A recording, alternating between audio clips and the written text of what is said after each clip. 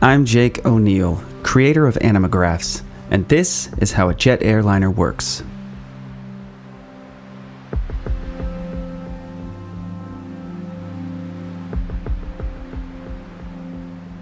Let's start with the airframe. Thousands of specially formed, damage-resistant panels are riveted or otherwise attached to a lightweight underlying base called the airframe. The panels and frame together make a very strong, relatively lightweight craft. Many of these parts, especially the outer panels, are made from a carbon fiber reinforced material, though traditional aluminum and aluminum alloys are also used. Vertical frames underpin the cross-sectional tube shape, connected by longerons that stretch from nose to tail. And in between these, a vast network of stringers, intercostals, and subframes. At the nose, the radome shields a weather radar antenna beneath, while allowing specific radio frequencies to pass through for proper functioning. A double-layered bird strike barrier is situated behind that. Floor beams attach to frames and support the floor panels. Higher grade panels are used in high traffic areas and the cockpit or flight deck, with lower grade panels beneath passenger seating areas. Pressure bulkheads are reinforced metal barriers that separate pressurized from non-pressurized areas of the plane. Humans are accustomed to about 14 psi of air pressure. Passenger planes generally fly between 31 and 38,000 feet above sea level, where air pressure is a meager 4 psi or lower. As such, most sections of the airplane are pressurized while in flight. These areas include the flight deck and passenger areas, equipment bays, and cargo compartments. Unpressurized areas are the radome, landing gear bays, the center wing box, and the tail cone. The wings attach near the center of the aircraft. A center wing box ties wing frames together with the fuselage. The keel beam offers additional support. A wing-to-body fairing attaches to the keel beam and a pair of external longerons to enclose and further strengthen this critical wing attach point. Sturdy yet flexible spars stretch from the center wing box to the wing tip, one at the leading edge and one at the trailing edge of the wing. A pylon juts out from the wing frame to support the jet engine. Titanium links extend from the wing to the pylon, and tension bolts mate aluminum and titanium plates for an incredibly strong and flexible connection. Moving to the rear or aft of the plane, we see the vertical and horizontal stabilizers with their additional frame supports, and the tail cone, which houses the auxiliary power unit or APU.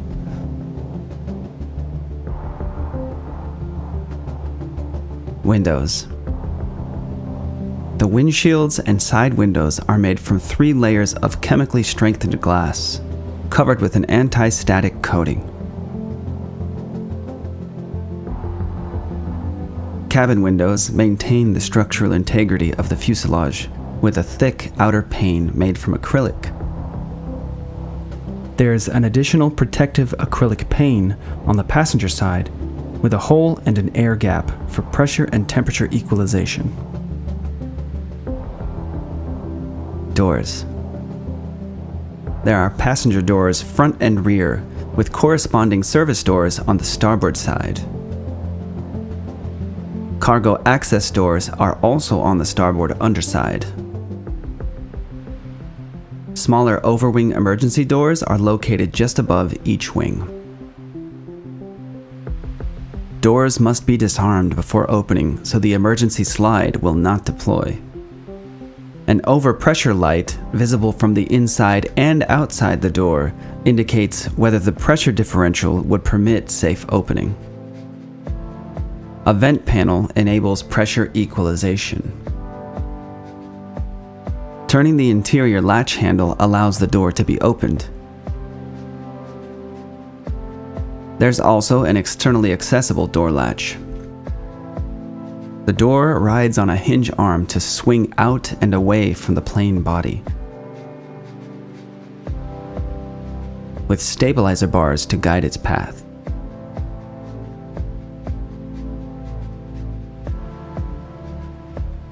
Wings and flight control surfaces. The wings generate lift for the aircraft. The main surfaces for flight control are the ailerons, elevators, and rudder. The ailerons generally function opposite one another to roll the plane. Elevators affect forward to back pitch, and the rudder controls yaw, or rotation around the vertical axis. The entire horizontal stabilizer, which the elevators are attached to, can be rotated to hold the plane at a particular attitude and leave the elevators for finer adjustments. To achieve this, the stabilizer is attached to a motorized device that can move up or down a threaded rod. Secondary flight control surfaces assist these primary systems. On the wing, leading edge slats and trailing edge flaps make up what is known as the high lift flight system. Both slats and flaps extend outward from the wing in a curved downward motion, which dramatically alters wing shape to allow for a much steeper climb angle, while also mitigating the chances of a stall for takeoff and while climbing to cruising altitude. The curved slat supports ride on gears driven by a line of connected shafts back to the slat power drive unit.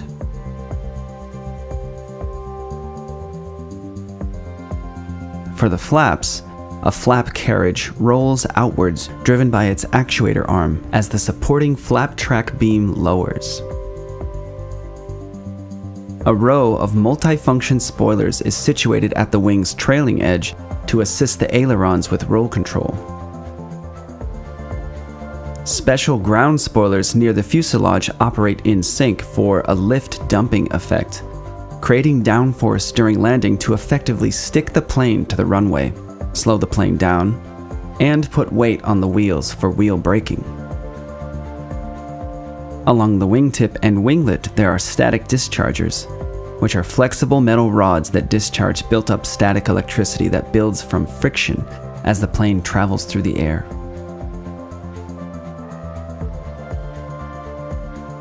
Landing gear. A strengthened portion of the wing has attachments for the main landing gear, which is tucked inside the wing and body during flight. A hydraulic retraction actuator is attached to the main landing gear strut in such a way to rotate the gear into position for landing. Bearing doors pivot with the rotating action. When the landing gear is fully deployed, a hinged side brace and locking stay with its own actuator keep landing gear locked firmly in place. These components unlock and fold with the landing gear for stowing. The nitrogen and oil-filled struts also act as shock absorbers during landing, with an attached hydraulic shimmy damper to reduce shimmy or shaking that occurs while under extreme landing forces. There's a heavy-duty carbon brake stack in each wheel. Rotors match with keys on the inside of the wheel so they rotate together. Stators are keyed to the axle and are stationary. During braking, electrically driven pistons compress the stack, and the resulting friction slows the plane down.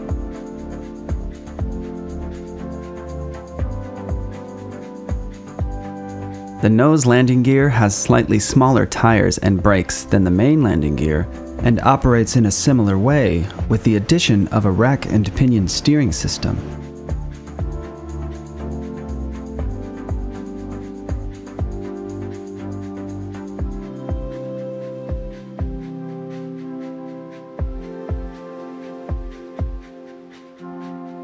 engines. Animagraphs already has an existing video about the inner workings of a jet engine. So for this video, we'll focus on the engine's relationship to airplane function overall. The rear of the engine case or cowling houses the thrust reverser assembly, which reverses fan thrust to slow the plane down just after touchdown, reducing wear to other landing parts and allowing shorter landing distances. The cowling exterior is a translating sleeve that moves backwards, pulling a ring of connected flaps into an angled position to block and reverse the normal path of thrust.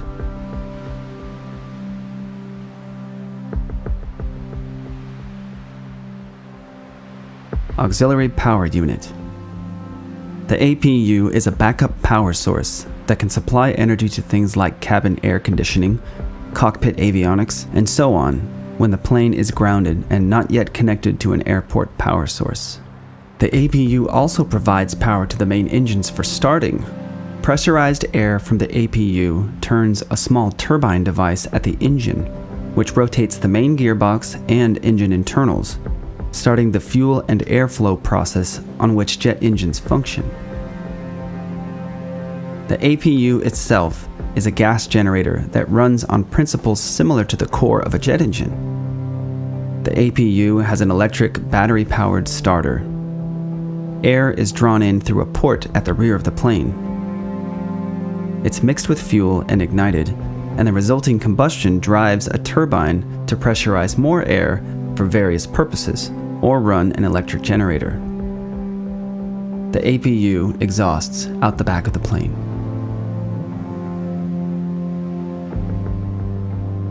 Fuel. The center box and most of the internal wing area form a giant system of fuel tanks. The main containers are the left, center, and right fuel tanks. This plane can hold a maximum 5,681 gallons of fuel, weighing in at 38,350 pounds. The same ribs that provide wing structure become baffles with cutouts that let the fuel travel through the tank but also avoid excessive sloshing. Fuel enters through a port in one wing. A refuel-defuel panel in the wing-to-body fairing controls the fueling process and also shows fuel levels. Shutoff valves automatically open and close to ensure tanks are evenly filled. To greatly reduce fire risk, normal air in fuel tanks is replaced with nitrogen-rich air after refueling is complete. Bleed air valves on the main engines siphon off pressurized air, which is then cooled and passed through an air separation module to remove some of the oxygen, leaving a more nitrogen-rich product, which is then pumped into the fuel tanks.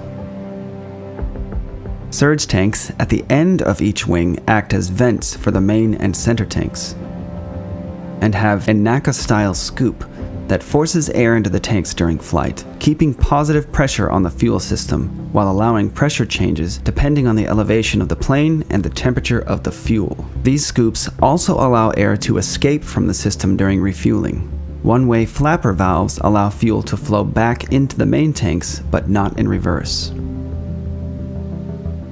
The main fuel pump is located inside the jet engine casing, attached to a gearbox which is powered by the jet engine.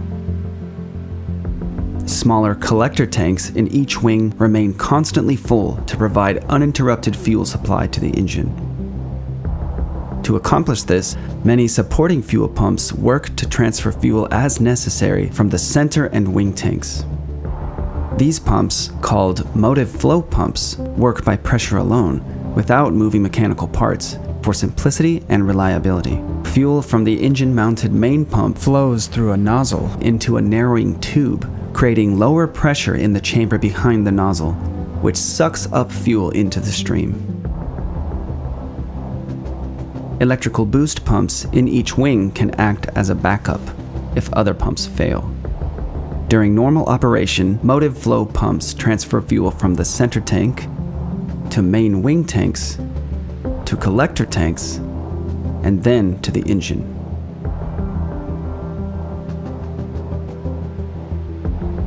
Air management. While in flight, pressurized air for crew and passenger spaces is collected from both the low and high pressure compressors inside the engine through bleed air valves. This hot bleed air is cooled with outside air through ram air ducts in the wing-to-body fairing before proceeding through the climate control system for further processing as needed. There's also a low-pressure ground connection for hooking up to an external air conditioning source while grounded. A network of air outlet tubes connects the system to cabin controls above each seat and in other areas of the plane. There are equalization valves between pressurized compartments to maintain equilibrium, and an outflow valve on the pressure bulkhead behind the forward cargo compartment. Hot bleed air is also used in the anti-ice and fog system. Perforated piccolo tubes in the wing slats use bleed air to melt ice. The air exhausts out the back of the slat. The front engine cowl is heated with hot bleed air and has small exhaust slots at the bottom. Windshields and side windows in the cockpit have a heating film between layers of glass. Electrical. There are 2 electrical equipment bays in the underside of the plane's body. The forward equipment bay is just behind the flight deck, and the mid-equipment bay is tucked behind the wings. These bays are filled with a dizzying array of electronics, computers, etc. to run the many systems on this complex airplane. Generators attached to each engine are the main source of electrical power. The APU can provide backup power.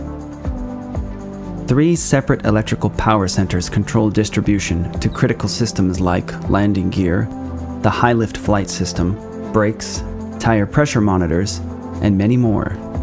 There are 2 primary flight control computers in the forward equipment bay, with backup alternate flight computers in the mid-equipment bay.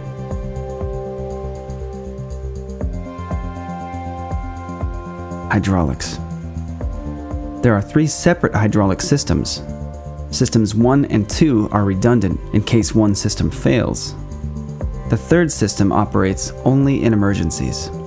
The base components for System 1 are nestled in the port side wing-to-body fairing. System 2 mirrors this arrangement, but on the starboard side. Hydraulic actuators, fitted in tight, small spaces, run many critical flight control surfaces. For example, the spoilers, elevators, rudder, and so on. There are often multiple actuators to operate a surface, connected to separate hydraulic systems, again for redundancy.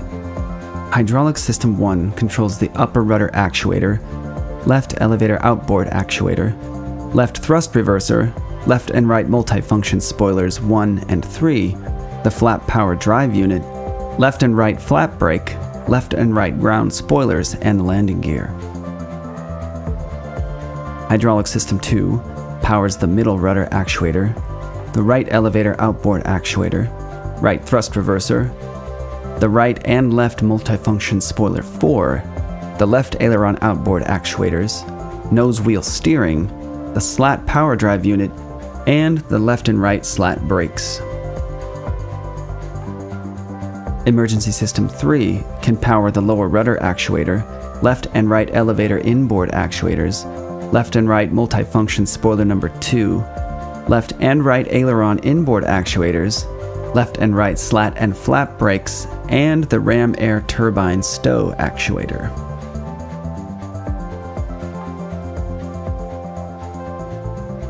Water and waste.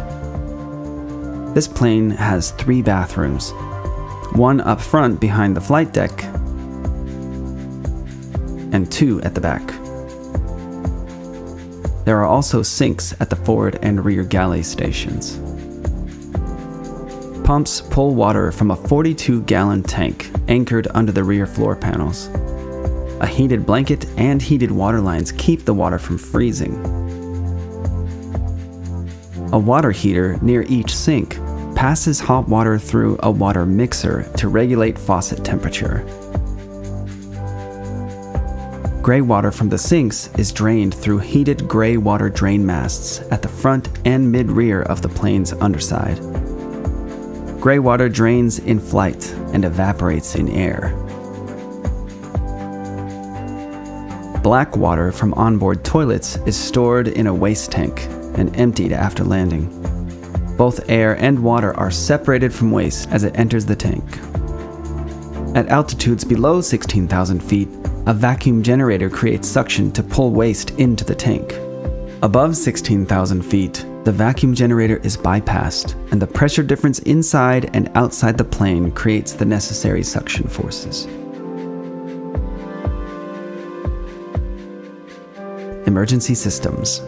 The forward and aft galley stations have first aid kits, flashlights, fire extinguishers, crew life vests, megaphones, and portable oxygen cylinders that provide 15 minutes of oxygen to crew members. Oxygen generators are positioned above each row of seats. If the cabin loses pressurization, masks deploy, and a chemical reaction generates about 13 minutes of oxygen. An emergency locator transmitter automatically activates if a crash is detected. This transmitter emits a signal that can be used to help locate the aircraft. An aircraft identification module provides the location transmitter with aircraft-specific data. Door-mounted slides are packed into a bottom compartment in each passenger and service door. A lever in the door arms the slides so that it will deploy when the door is opened by attaching itself to the door sill and deflating.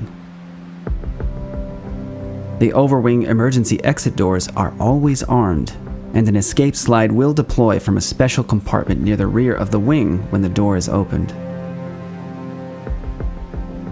In the event of full electrical power failure, a ram air turbine, or RAT, deploys automatically and works like a tiny windmill, using the plane's movement through the air to generate emergency electrical power.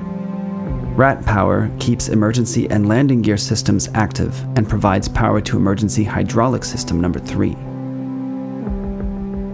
There are temperature-sensitive fire detection loops around each engine and the APU with spherical fire extinguishing bottles nearby.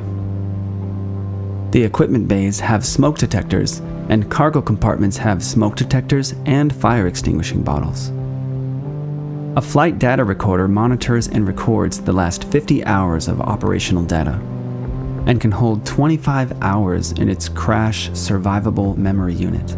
It has an underwater locator beacon that emits a signal for 90 days.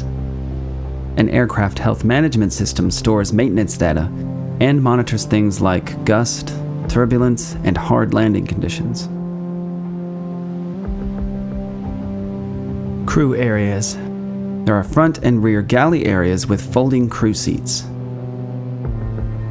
The flight deck door is made of sturdy materials and has a bulletproof insert with a bullet-resistant peephole to the passenger cabin. The door latch prevents opening when pressure is applied from the passenger side. A keypad allows flight attendants to request entry into the flight deck. There's an override code for emergency access. Surveillance cameras monitor the area just outside the flight deck door. Stay tuned to the Animagraphs channel, as we'll be producing a companion video to this one covering the staggeringly detailed flight deck in full. External lighting and antennas. Navigation lights for aircraft visibility are installed in pairs in case a bulb burns out, with green lights on the right wingtip, red lights on the left, and white lights at the tail. Red flashing beacon lights and white strobe lights help aircraft avoid colliding with one another. There are flood lamps to illuminate the airplane logo and side lamps for wing inspections while on the ground. Lights on the left and right wing-to-body fairing and on the nose landing gear illuminate the runway during takeoff and landing. Taxi lights illuminate the area around the airplane while on the ground. The weather radar antenna performs multiple radar scans at different tilt angles. Antennas line the fuselage for things like radio communication to ground stations, collision avoidance and air traffic surveillance, GPS, a Ku band antenna for internet access, and more.